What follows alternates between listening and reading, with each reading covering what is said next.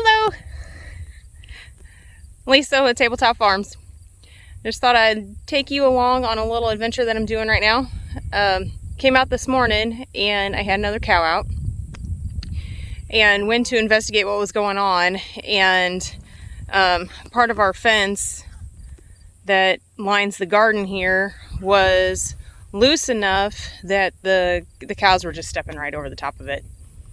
And so came out here to do some fixing on it so the husband doesn't have to, and figured that I needed to put a tensioner in it because I didn't see one in the fence.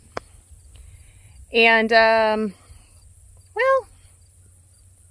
after I cut the fence, figured out and seen that there was a tensioner already in it, like Andrew usually puts in there.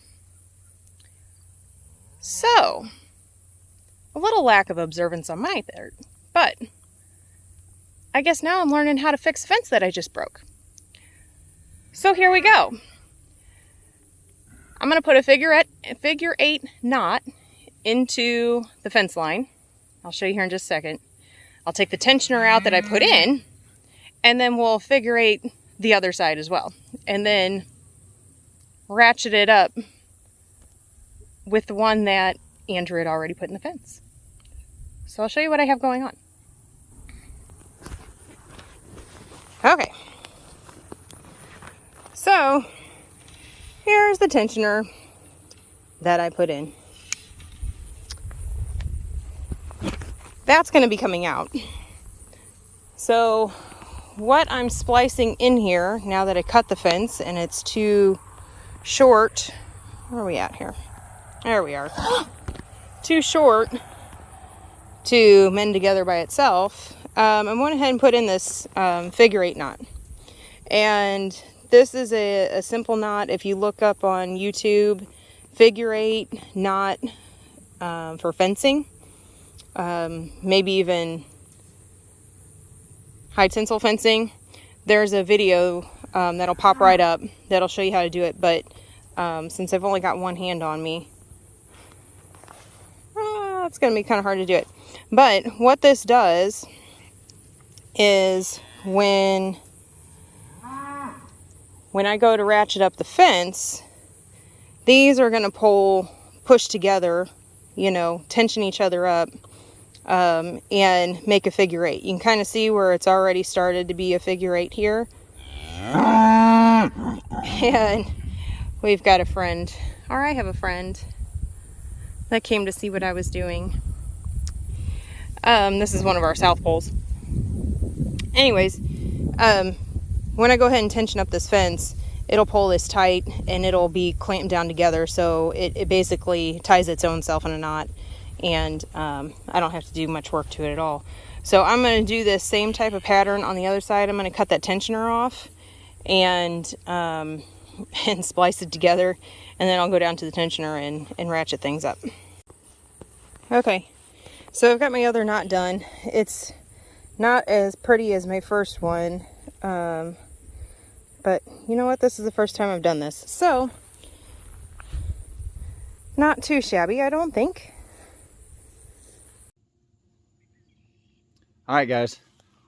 Well, had a real productive day yesterday over at Tags at Life Done Free, doing the homesteading rotation. And here we are back at home. Good news is, and I'll show you guys a little later, we did get a concrete contractor to get over here, and he actually got forms put up yesterday. So it sounds like we're going to get concrete probably on Saturday, which is a big help for us. Takes a lot of time off of my hands, or puts a lot of time in my hands, I guess.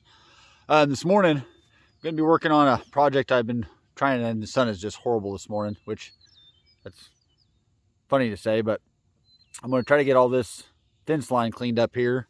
Got some brush coming up. Cows are talkative this morning back here in the hills. But I've got a fencing contractor. We are lucky enough to have a very good fencing contractor around here. We build 98% of our own fence because we do high tensile fencing, but he is going to, and I'll show you when I get down there, we are going to redo where we cross the highway. And so from corner to corner, we're going to put in continuous panel, which is generally like old oil field pipe. And then we're going to put a double gate so we have a larger opening. And just going to clean up the corners there, make it look a little bit better. And then on the neighbor's property that we rent, we are going to do the same thing so it matches on both sides of the highway.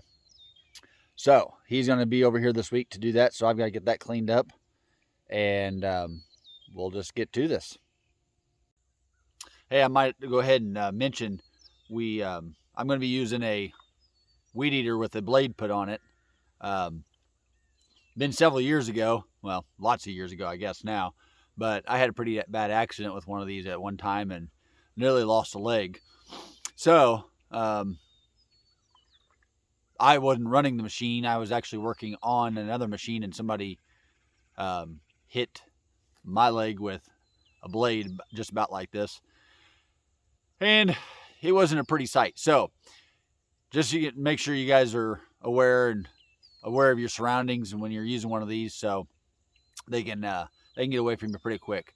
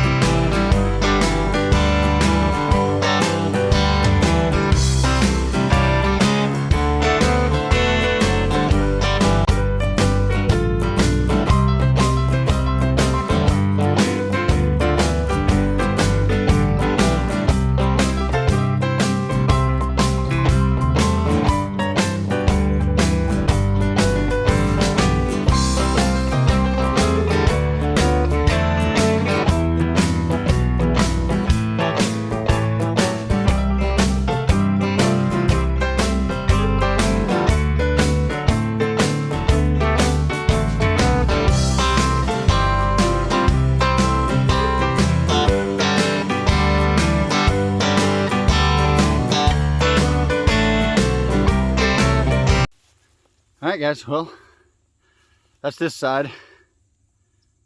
Looks a little different. Had to pick up all the brush, but that's a wrap for here. So I'm gonna head down here to the corners, and I'll give you guys a look down there. All right, guys. Well, right behind me is the our property over there. We're gonna get ready to do the fence line from telephone pole to corner post on that gate. Replace that gate with a double gate. Do some continuous panels. So I'm gonna clean that brush up. And then right here behind me, oops, wrong side. This side right here, we're gonna go ahead and put a matching set over here as well. And get this to where it's mowable. There's a lot of brush in there, so we're gonna go ahead and clean the trees off. And then we're gonna lay some rock in here. If you guys are ever doing any fencing or anything like that, it's always a good idea to call for locates. So we've got a water line running. Kind of surprised where this thing's running, but we'll find out, I guess, here. And I guess it must go. I've got one sitting right here off the edge of this, right here, and must go down the roadside here. So I know here in Missouri, it's the law, I guess, is how they say it. So. But you never know what's underground there. It's a call. They come out and do it for free, and saves your butt in the long run. So that's what these blue flags are all for, just so you guys know that. But yeah, I'm gonna get this all cleaned up and get it ready. You got the skid loader over here with the mower on it, and clean up the upside of this fence.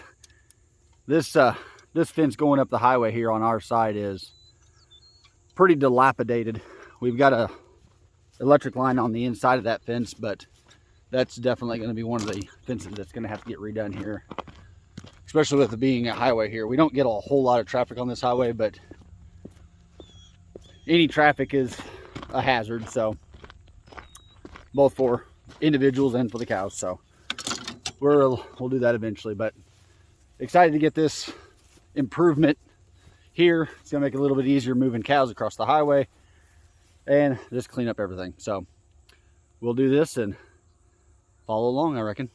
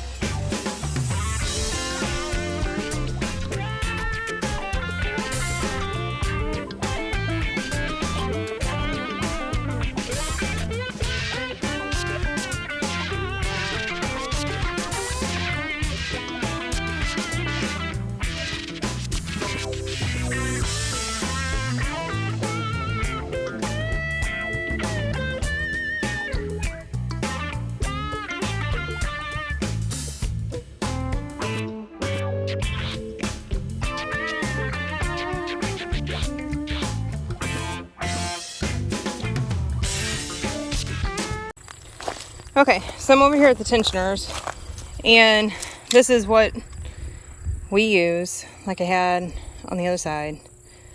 And obviously we've wound this up before, but I'm just going to take my pliers on there and give that a couple of spins, a couple of turns to tighten it down. And I'm gonna need both hands. Okay, so I've got the line ratcheted up, and it is a heck of a lot tighter than what it was. So I'm gonna walk down here where I just did those figure eights I was showing you, and let's see what they look like. We might need to tighten up the fence just a little bit more to make those, to make those tight. Yeah. So those should crank down to where they are really close together. So I've got a little bit more to do on that, but you know what? My bottom line is looking a lot better than what it was. So we'll do some more cranking on the top and see if we can't get those closer together. Okay, well, I've tightened these a couple of times, and I think I'm gonna need the expert's help. He's on the skid loader right now. You can see that they have tightened up, and maybe I'm just being a weenie and not getting them tight as much as they should. But they are coming together.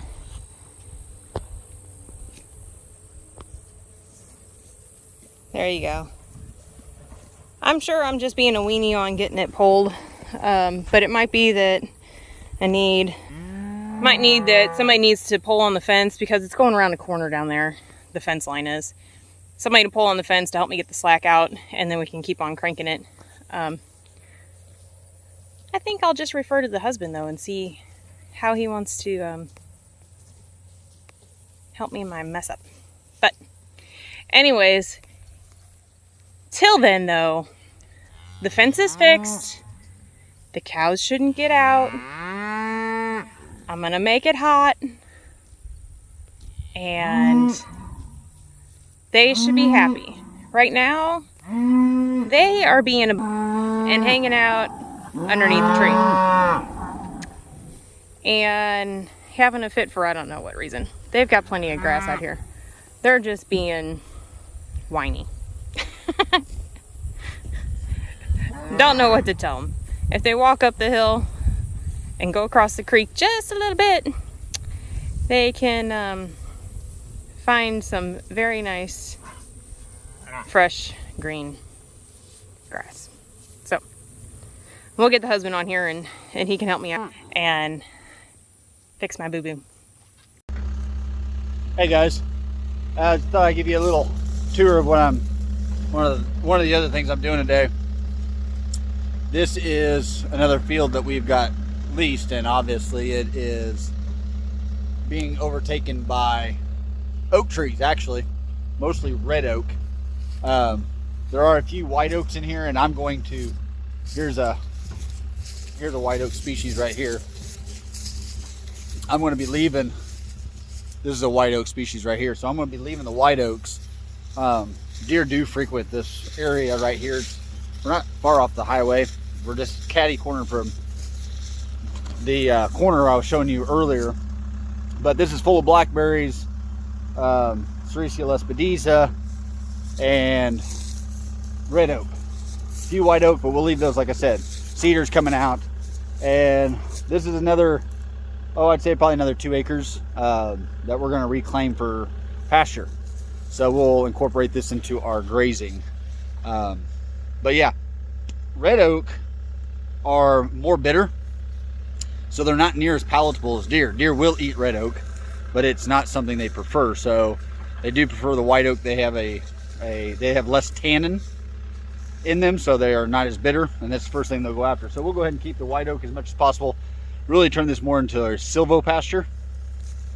That's the goal, and we're going to continue clockwise, essentially, no, counterclockwise around this property, and turn a lot of it into silvo pasture and give the landowner the opportunity down the road to harvest more timber. Right now it is kind of the timber. This was logged. I say logged. It was logged, but that's a loose term. I'll say. But they took out some good trees and left a lot of good trees, but kind of left a mess. But lots of young undergrowth, so it needs to be selective thinning as we go through here, and we can get this landowner income down the road for the next generation. So that's kind of the goal, is to keep some, take a lot of it out, and do a dual purpose. So increase the hunting, increase the marketable timber, and increase the grass.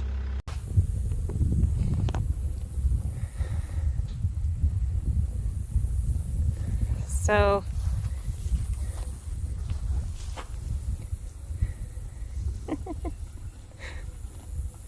to help these girls get a little bit acquainted with us, every time I've been walking by, I've been kind of just stopping and just letting them smell.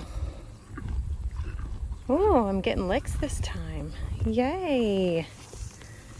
Let them get to know us, that we are not going to hurt them. And one day we are going to be copacetic. But